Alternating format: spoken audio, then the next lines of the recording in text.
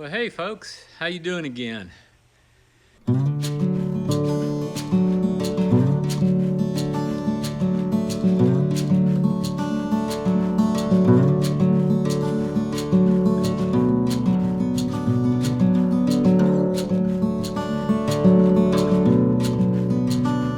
guess that doesn't look much like the trail behind me, but that's because I'm back at my favorite place right now, my twin's house, who lives just a few miles to the west of the PCT junction with I-10, where I made it to yesterday. I shot a little bit of video earlier, but I wanted to give you kind of an overview, an update on what's been going on. So a couple of days ago in the morning, my uber fantastic nephew, Jonathan, picked me up at about 3 in the morning to drive me down to Idlewild to meet two of my hiker companions there, Extra Credit and Doggone, for our attempted summit of Mount San Jacinto. Now, I mentioned in my video earlier that I was really concerned about that summit, and that's a big part of the reason I chose to ask my friends if I could hike with them. They're very experienced hikers. They've done the PCT in 3 sections previously. This year they'll complete their 4th section, which will complete the PCT for them up around Walker's Pass.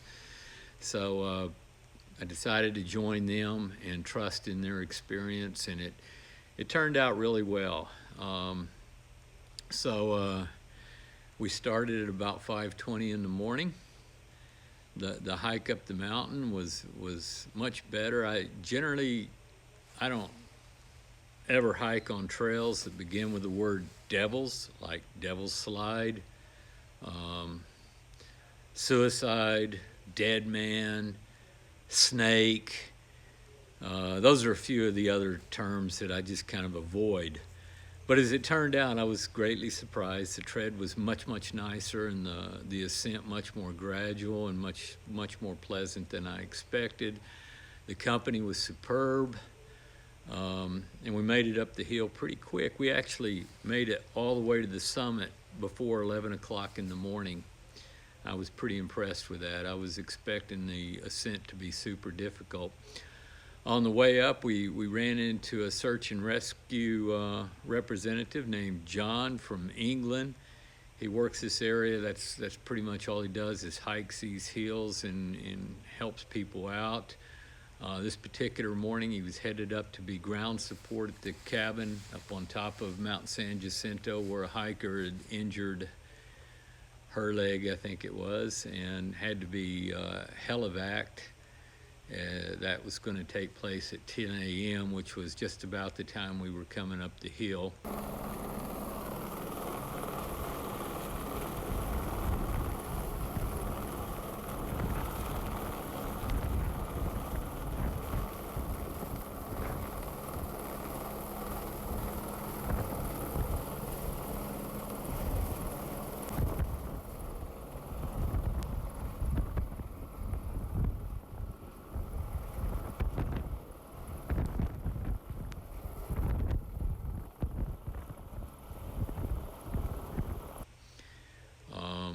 Hopefully no serious injury, nothing too bad, but of course it did require the helivac, and we just hope that hiker's safe and well and doing good now.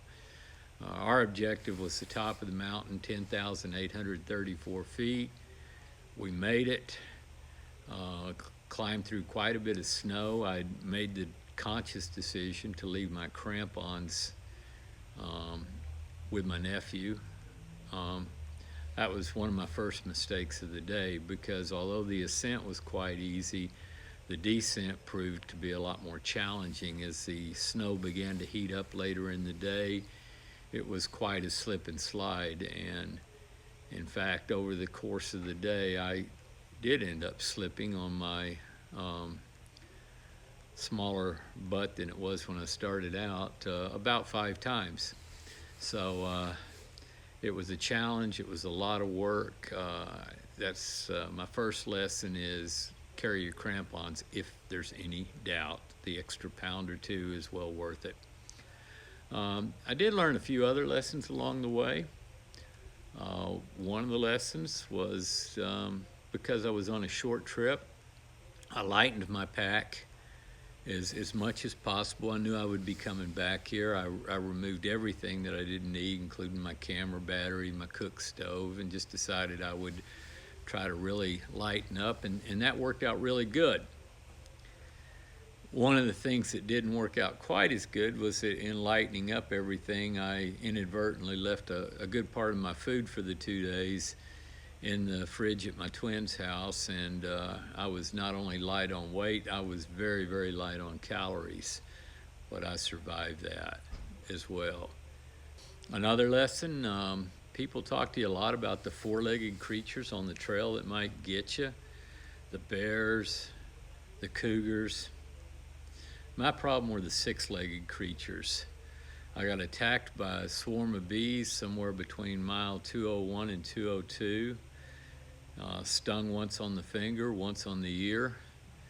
I later got attacked by an ant and stung again on the hand.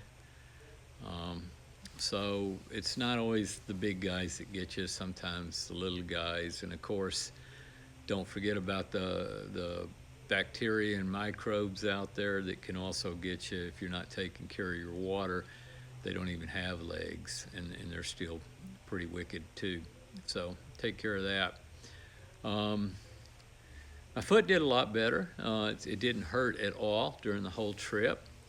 But generally, if your foot doesn't hurt, something else is bound to hurt. I don't know if that was one of Murphy's laws or not, but I finally started to see chaffing on my hips from my backpack straps, and chaffing in a few other places that I'll just neglect to mention at this time. My knees hurt some, my Achilles hurt some, but I got past that okay. I did encounter some trail magic on the way down, and I want to give a real shout out to Vic down by Snow Falls, who, as we passed his house, came outside to offer us all drinks and most especially cold beer. And I got to tell you, it made that last 2.5, 3 miles down to the interstate really good. Our plan was to hike on down to the interstate, and my nephew was going to meet us there. All that went perfect. We met at 5, came back last night with hike on, box fire, extra credit, and doggone. Spent the night here at my twins, had a fantastic dinner, had breakfast this morning, and I dropped them on the trail. So tomorrow, Easter Sunday, I'm going to spend with my son Trevor and his beautiful wife Michaela, my super beautiful wife Cheryl, and going to spend a little time with my new grandbaby Mia, just born about a month ago now, and celebrating her first Easter here. And then on Monday morning, before the sun comes up, I hope to be back on the trail, and I've got about 2 days to make up to catch up with my quasi-hiking family, whose names I just mentioned, and looking forward to seeing them in Big Bear.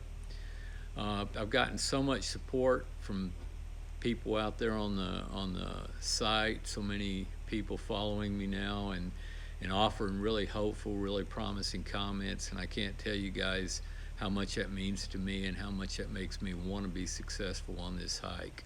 So thanks again to everybody that's done that. You guys know who you are. It's really been helpful to me, and I hope anybody following behind me has a super good hike and a great time.